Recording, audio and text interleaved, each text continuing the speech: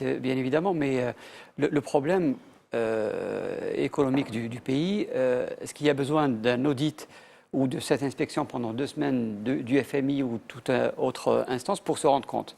Je ne suis pas certain. Il y a qu'à ouvrir les yeux et à poser la question aux communs des citoyens. Disons que c'est un organisme qui fait autorité. Absolument. Il vaut ce qu'il vaut et il n'a pas très bonne presse, mais le FMI a autorité en matière de constat de ce genre. À ce moment-là, je dirais même si le FMI est déjà venu ou si on en arrive à un audit du FMI, c'est que la situation est allée un peu trop loin. Tout à fait. Voilà. Juste un mot par rapport à ce que vous dites.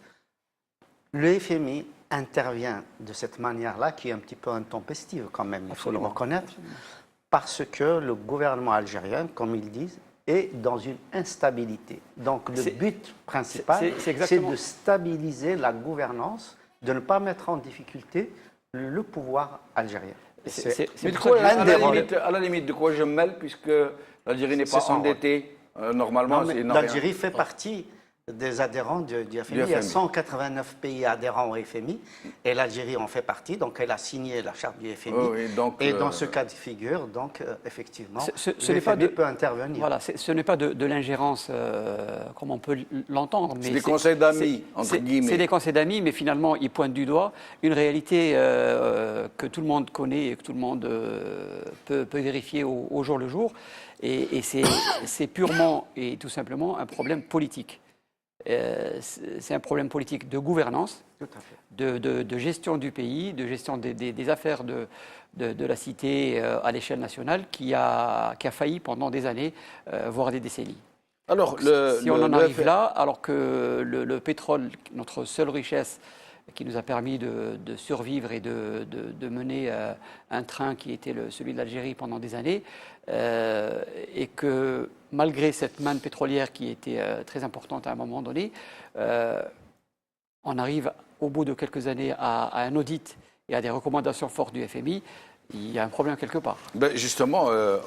que duper plus que ça le citoyen algérien, parce qu'il en est conscient et il le vit au quotidien. Ce dont disposait le pouvoir, jusqu'à maintenant, il avait les moyens d'acheter la paix sociale.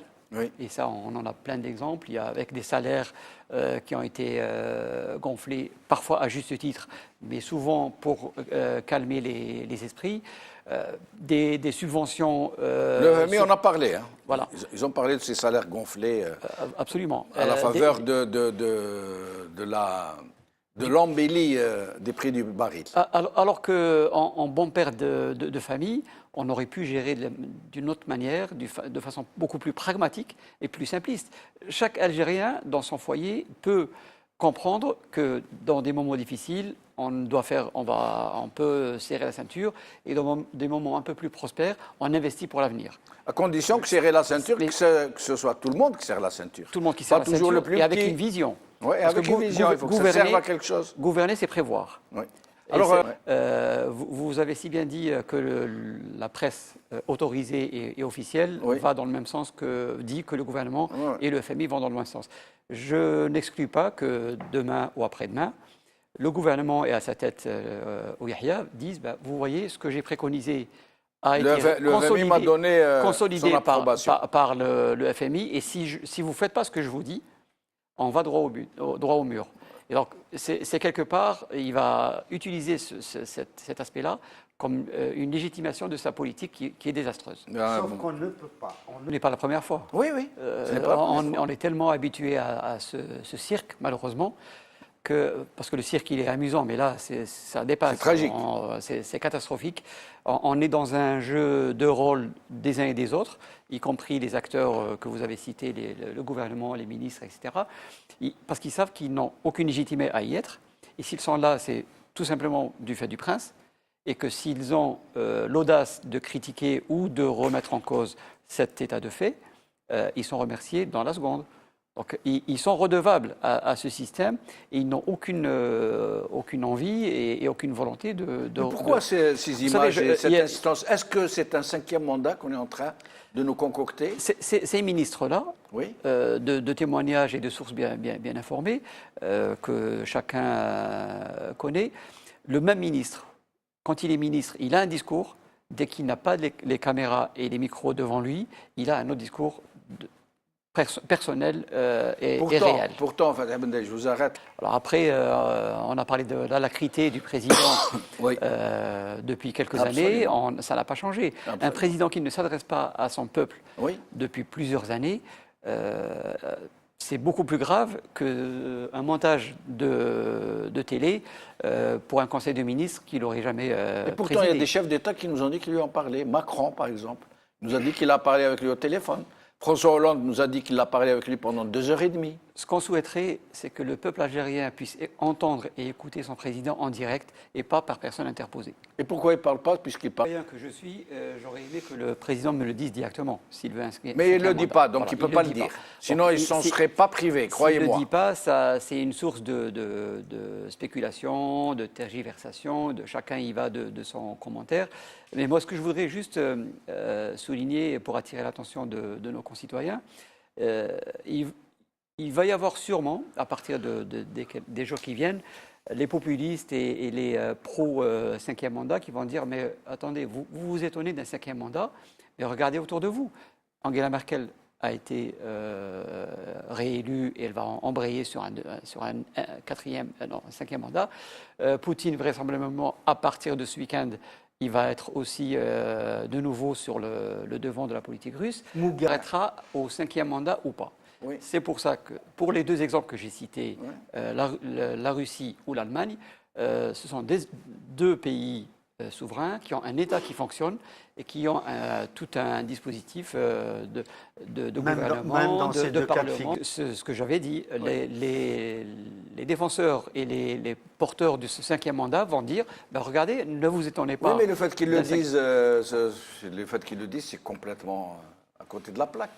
On est d'accord. On est d'accord. Le deuxième élément, c'est que le contexte à la fois économique et l'environnement géopolitique global et même régional n'est pas le même que celui d'il y a 4 ans pour le quatrième mandat.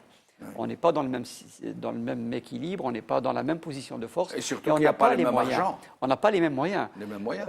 Absolument. Et ça, c'est un facteur. C'est les mêmes équipes au pouvoir, c'est l'armée, c'est les mêmes institutions. Oui, mais non plus les moyens de leur méthode. L'équilibre qui était possible il y a 4 ans pour le quatrième mandat n'est plus le même que celui qu'on aura en 2019 pour un cinquième mandat. Ils ne peuvent plus anesthésier. Il n'y aura pas de cinquième mandat. Hassan, et troisième, ils ne peuvent plus anesthésier.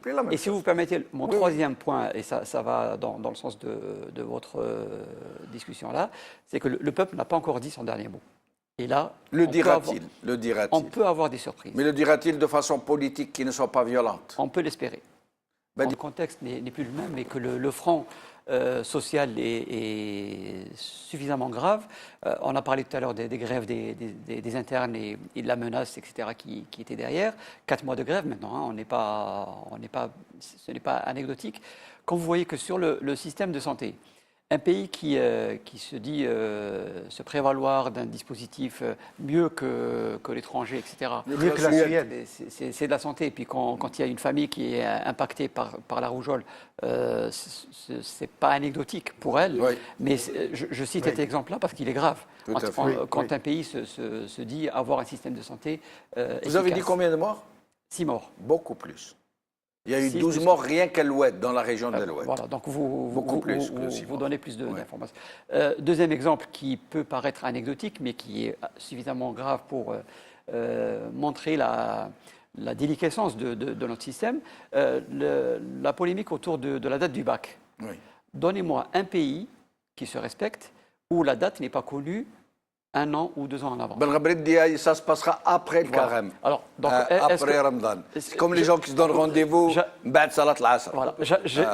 Si c'était pas dramatique, j'aurais pu dire tiens, peut-être qu'il y aura Ra'it al-Hilal pour voir s'il y a un bac ou pas de bac. Selon l'apparition du croissant. C'est quand même grave.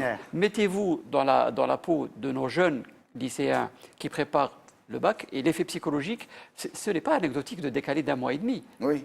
Avant Ramadan ou après Ramadan. Encore faut-il être sérieux et dire quand. Voilà, ce n'est pas dignité, et c'est une crise du système. Le Wali, par son comportement qui dénigre et avec un mépris flagrant la population, c'est tout simplement qu'il n'a aucun respect. Et s'il n'a aucun respect, c'est qu'il n'a tout simplement pas de légitimité vis-à-vis de sa fonction. Et encore une fois, c'est